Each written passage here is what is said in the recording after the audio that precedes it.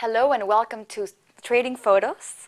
This is CY Entertainment Tonight. I am your host, Paola Palacios. Today we have a special guest. His name is Kevin Brown. Welcome. Hi. How are you, Paul? Doing great, thank you. I'm so excited to have you here because Paul is amazing. So he is a New York life insurance agent. And he's also a DJ, so it's the best of both worlds. So I'm very excited to interview you about all that. Thank you. It's a pleasure to be here today to talk about both my hobby and my profession. So Kevin, you mentioned that you started being a DJ since you were 15 years old, and it was because of your mother and your grandmother. So tell us about that. Well, actually, it started in the house when I was way before that. Okay. It was more of being exposed to various types of music going from the blues to R&B, more of a James Brown sound. And with that sound, there was something there that at a young age, it's something that needed to be built on. It took light. It was more of the James Brown sound in the early 70s and the hip hop movement. Mm-hmm. That's when, around 15 years of age, you started piquing the interest in the things that you can actually do to rearrange some of the old school music going back to the 60s, like James Brown, a little bit further sampling the music to create a new sound. Okay. That hip hop R&B sound. That's great. So then at 15 you started just doing all of this stuff. 15, you started getting hands on little bits and pieces of equipment. Okay. So the equipment in the household was the old school turntable. When Mama left the house, you found yourself scratching up the records, making sure that you don't get caught if your parents saw what we used to do to their records. I can imagine, of course. They were like, what are they doing? Belt, whip, chain, pots and pans. You get the beat down. So with that, it actually created a sound which started out with scratching. Okay. And many people saying, excuse me, then people's like, why are they scratching on a record? That's a crazy sound. But it was trying to create a new sound out of an old sound and try to blend a sound into a new sound that was different to the old school beat. That's a lot of stuff. Yeah, many people thinking it's all about scratch and but what was actually be trying to do was create a new note. You're being creative. You're creating something new all the time. Correct. And that's what's so impressive about this. So back in the beginning of the DJ movement, before rapping actually started playing its part to heighten the sound behind the artist, the DJ was trying to create that unique sound.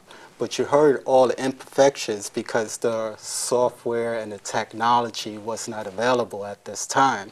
So it was manually done by relatively 2 turntables and a mixer.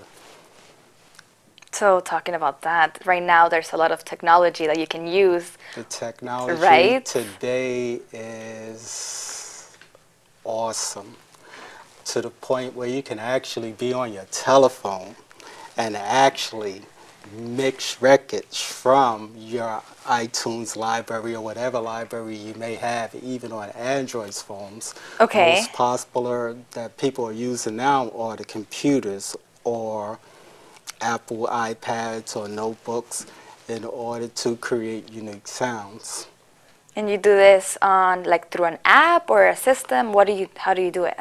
Well, before I get into the hardware, they actually built the hardware where you can get physical with it, like the old school DJ, but the turntables are now gone.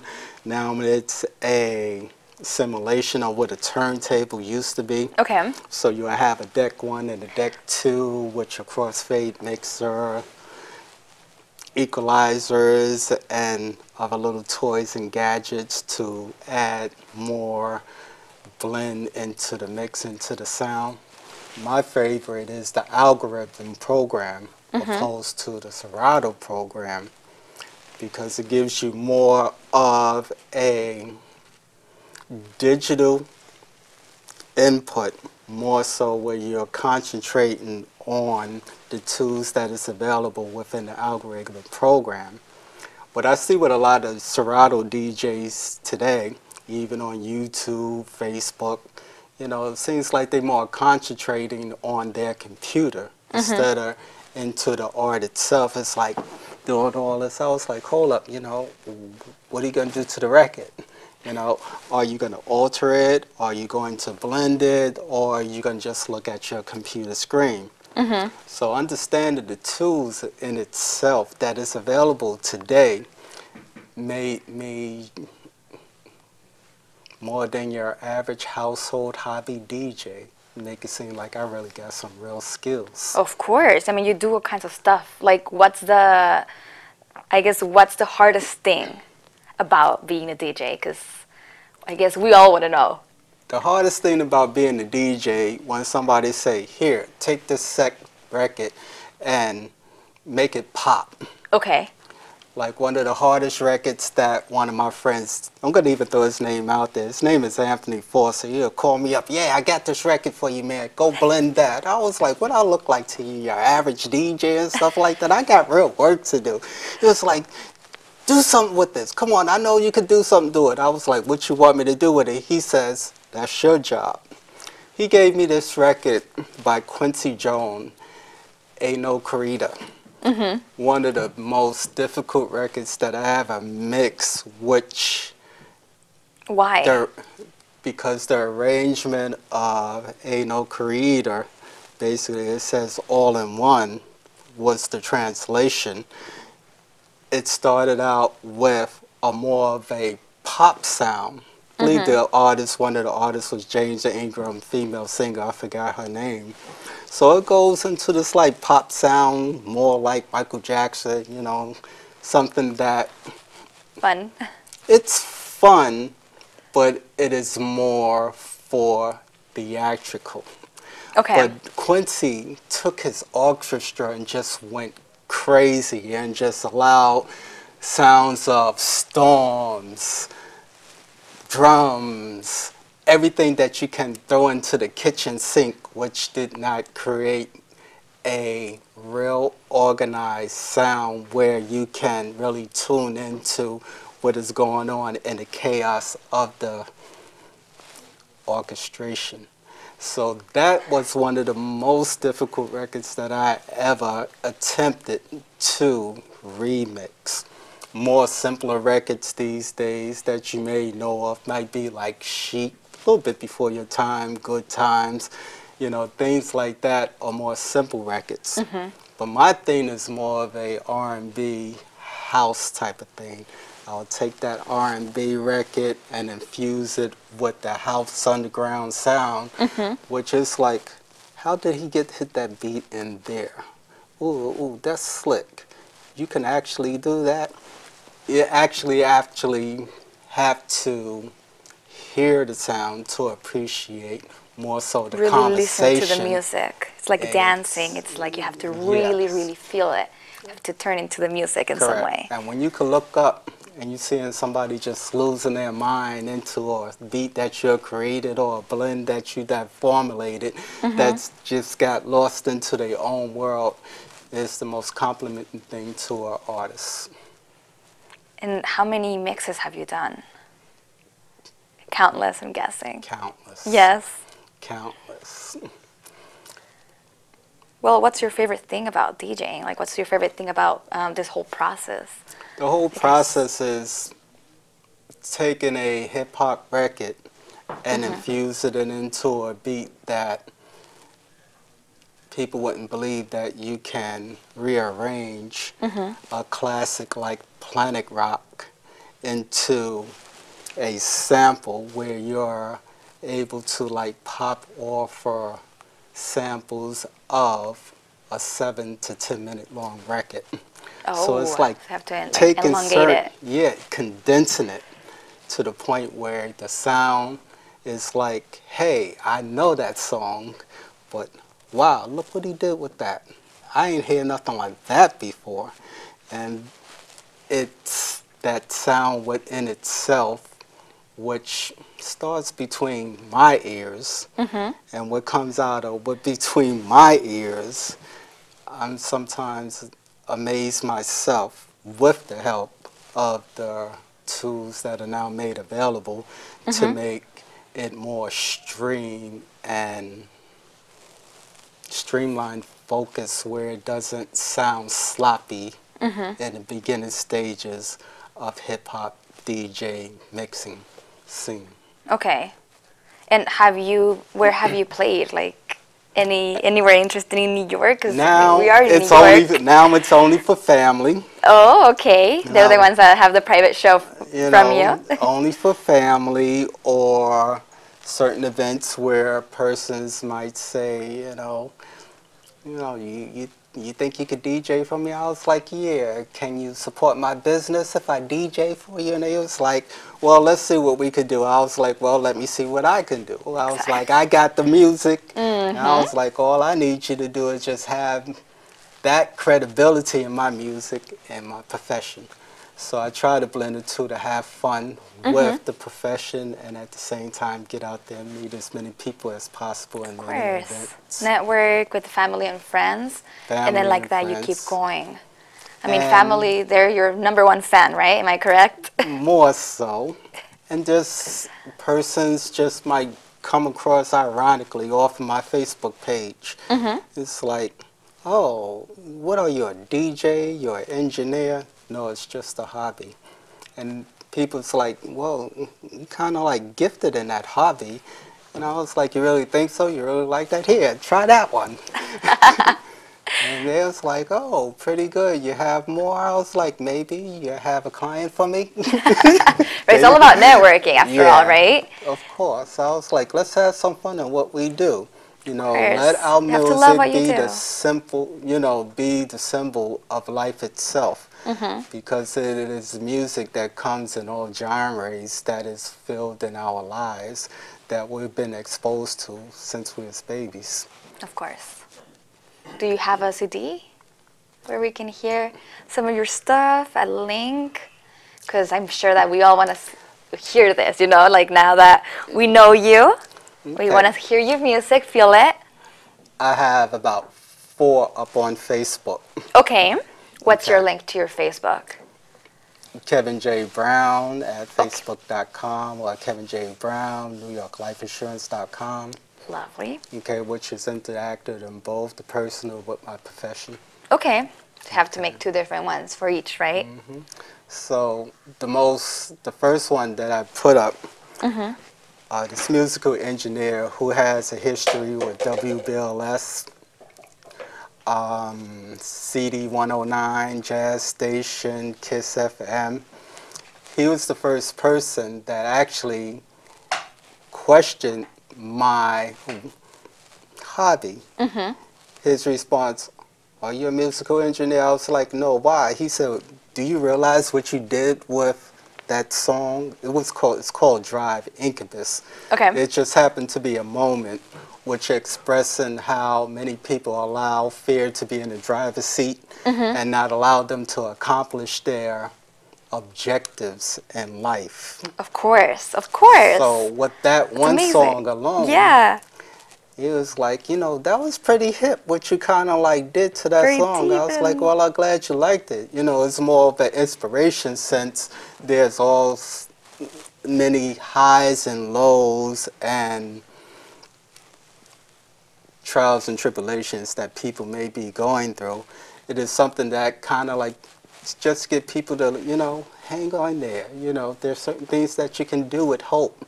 Let this be inspirational to you.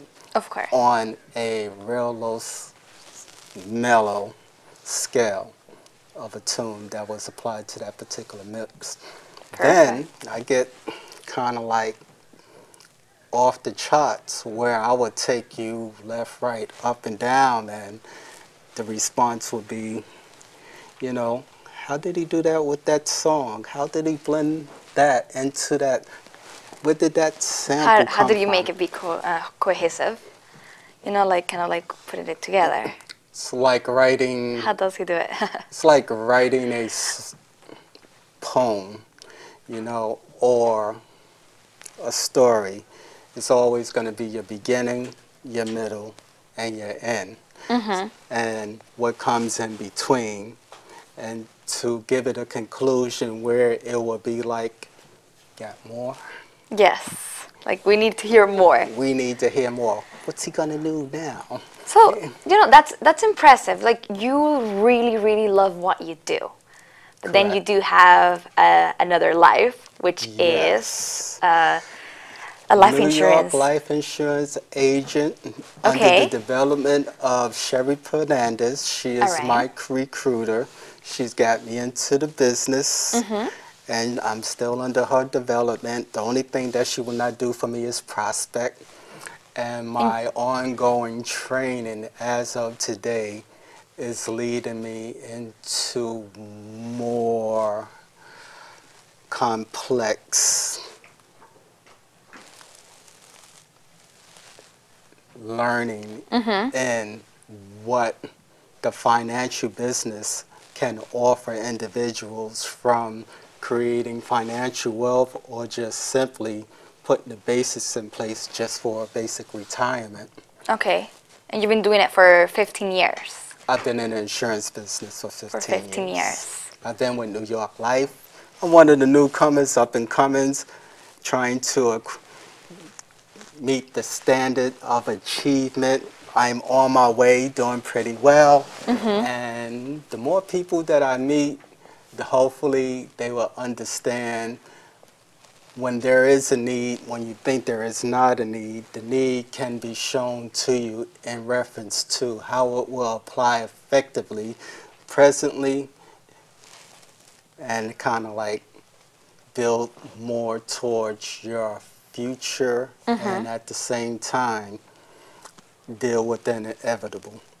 But at the most important, while we're alive, this is what we can do. And if we can put ourselves in a situation where we can develop a form of protection for our longevity, because Yeah. each day is not counted, we have the resources there that is needed when it comes to our children's education, our first home, newborn babies, marriage, Everything in everything life. that you can imagine, exactly. Everything that you can imagine that we need in place when it comes to having a quality of life.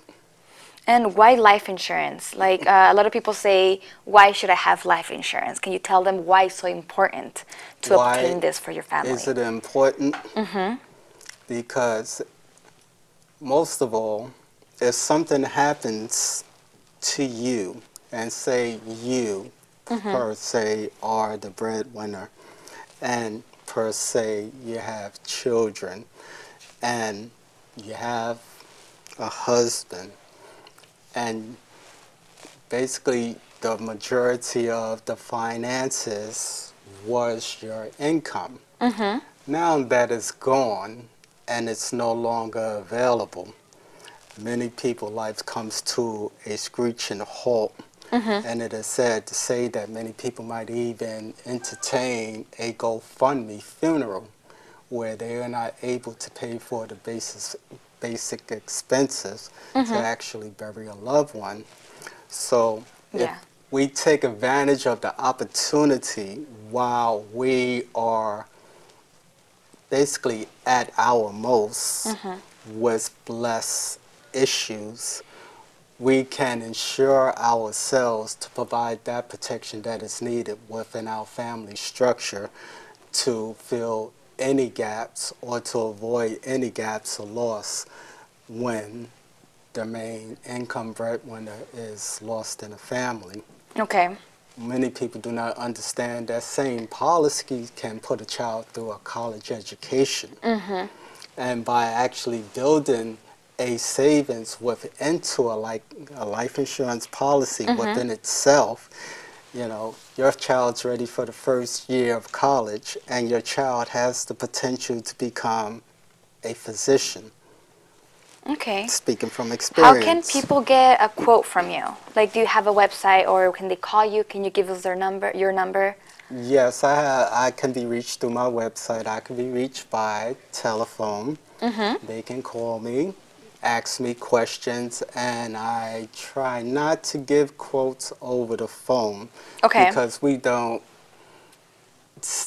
know if that is the need that will fit your situation. Many people's like, just give me 250,000. I was like, okay, 250,000, all well and good, but why that particular number? Well, how much does it cost? I was like, well, it all depends on your well-being and your health and your age. Of So, course, I mean, it has a lot to do with, I mean, plus you have correct. to go through a physical and everything in order to get the right quote. Exactly. So what's For a the, person your age, opposed to a person my age, a little bit different. well, why would her insurance be a lot cheaper than mine? I was like, because of your age. Of course, it has like a lot of things to do with it. But it's very important. Very much so. Well, how can they reach out to you? Which phone number do you have or which? 646-399-2520 or at kjbrown01 at ft.newyorklife.com. Perfect, Kevin. Well, it's a pleasure to have you here today. I'm honored, and I Thank you so much thank for you coming. for having me here on my hobby. Of course, of course. Thank you so much. And there you have it, guys. Kevin Brown, and I am Paola Palacios for CY Entertainment Tonight.